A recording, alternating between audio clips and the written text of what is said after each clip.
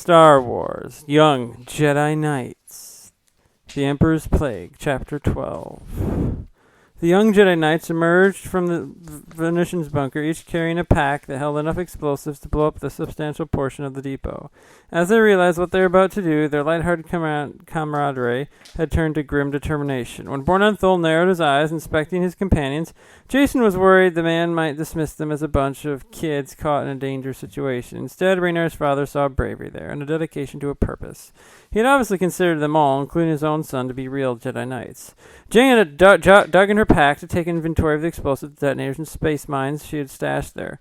We'll have to find strategically vulnerable areas in this asteroid. It'll take plenty of explosive, carefully positioned at specific structural weak points to bring this place down. We will find the weaknesses, Tenelka said. Let's split up into teams, Zeke suggested. We can each go off in different directions and plant more explosives in less time. I want to slag this depot and get out of here before anything goes wrong. If anything does go wrong, though, Jason said, we better have a rendezvous at our ships out in space. It's an excellent suggestion, Master Jason, EMTD said at Loe's side. I, for one, will be glad to have this Diversity Alliance business over with so that we can get on with more pleasant pursuits.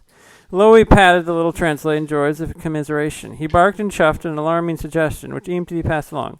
Master Labaka suggests that he is the only non-humanist group. He should be the one to plant explosives inside the plague chamber. Jaina exclaimed, We can't let you go in there by yourself, Loe. Labaka's correct, Tenelka said. If the rest of us are exposed, we are doomed. He may be immune, not because he is not human.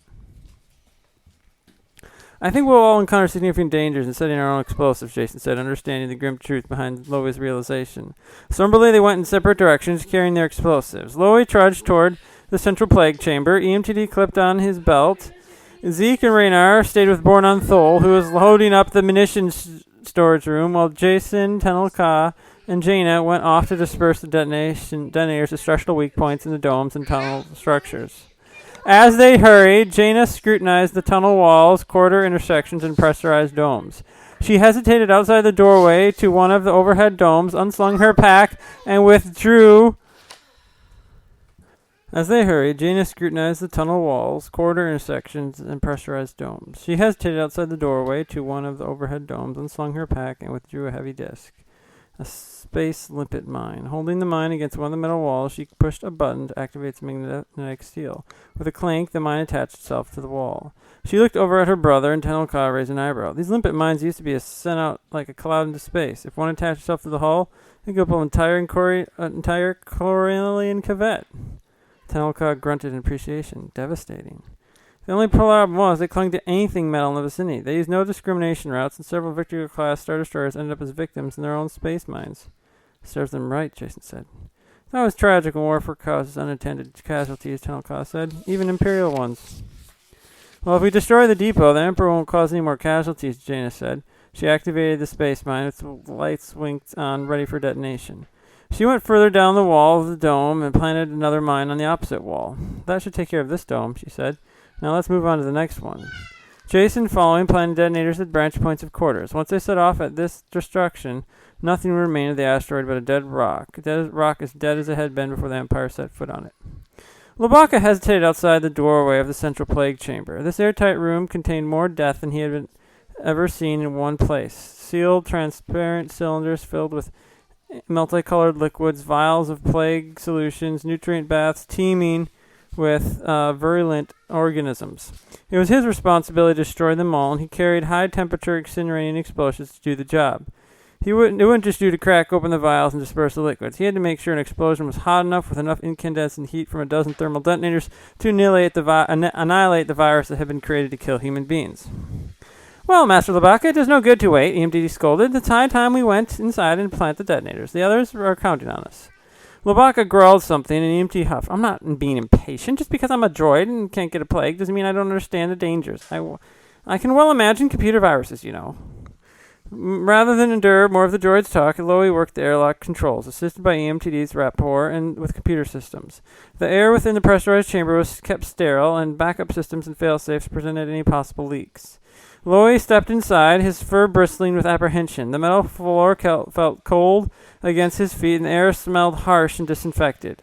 He looked around at the tubes and spheres of deadly solution and planned his strategy. He left the pressure door open behind him, not relishing the prospect of being trapped inside the lethal chamber. Then he cautiously walked in among the towering cylindrical tanks. He moved very carefully, slowly, until he finally snapped himself out of his daze and removed the thermal detonators from his pack. He was a Jedi now, and had a threat to wipe out. He placed the first set of heat explosives under the largest of the bubbling tanks in the center of the room. Then he spiraled outward, ducking down like a machine as he planted one detonator after another. He didn't want to think about the swarming virus behind the thin walls of plaster steel. He didn't want to smell the reprocessed air. He just wanted to be out here and destroy it all behind him. As he planted another set of detonators, though, he noticed a marking near the base of the tube holding the solution inside. Krytos plague. Multi-species slow-acting. Lowy stiffened, recognizing this disease had harmed so many aliens, including Wookiees, just after the fall of the Empire. So this plague storehouse held more than just a human-killing plague after all. Lowy turned his attention to other tanks and vials, inspecting their labels. The colored solutions contained numerous deadly agents. Label after label made his blood run cold. Gamorrean, slow-acting. Quarren, fast-acting. Wookiee, slow-acting. Twi'lek, chameleon, variable virulence.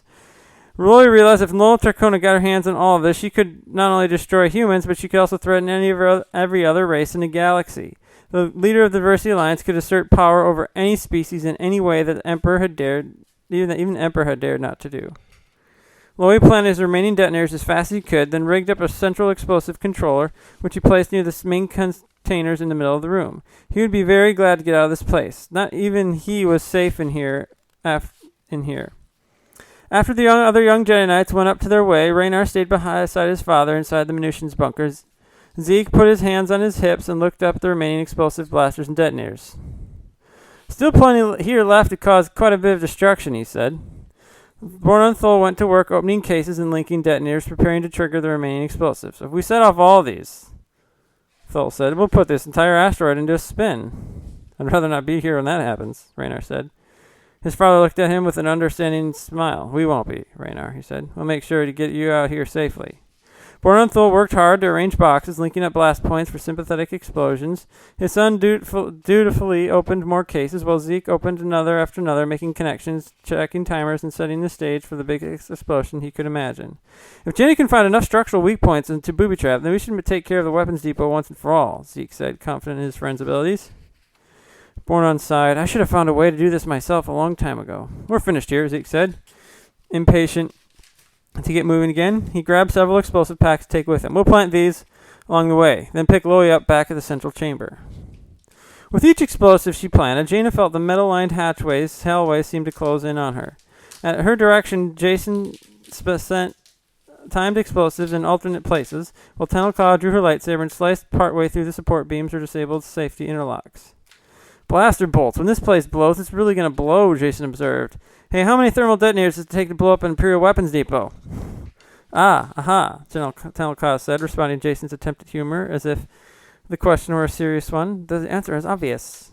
Jaina finished setting the timer delay on her detonator, moved down to the next quarter, and began setting the next one. Okay, then, she said, rising to the bait. How many thermal detonators does it take?